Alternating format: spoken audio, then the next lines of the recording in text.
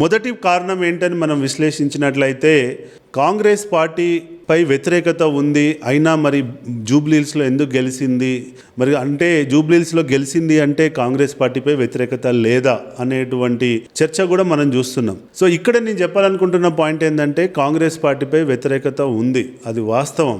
అది జూబ్లీహిల్స్ బై ఎలక్షనే కాదు, మీరు ఏ గ్రామం పోయినా ఏ పట్టణం పోయినా కానీ ఈ మాట ప్రజలే చెప్తారు.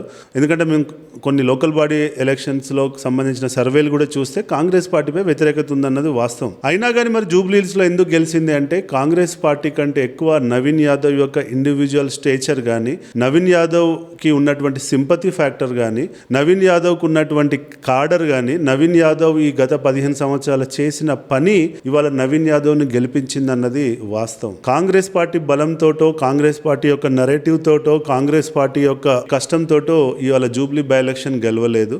నవీన్ యాదవ్కు ఉన్నటువంటి ఇండివిజువల్ స్టేచర్ వల్ల గెలిచాడు అన్నది ఇక్కడ మనం పాయింట్ నోట్ చేసుకోవాలి. ఎందుకంటే ఆయన ఇప్పటికీ 2 సార్లు పోటీ చేయడం, ఆ 2 సార్లు పోటీ చేసి ఓడిపోవడం, తద్వారా తనకు ఎంతో కొంత ప్రజల్లో సింపతి ఉంది. కొంత ఈ క్రమంలో ఈ 15 సంవత్సరాల తన రాజకీయ జీవితం క్రమంలో కొంత క్వాలిటీ నెట్వర్క్ని, క్వాలిటీ రిలేషన్స్ని, క్వాలిటీ కనెక్టివిటీని పెంచుకున్నాడు.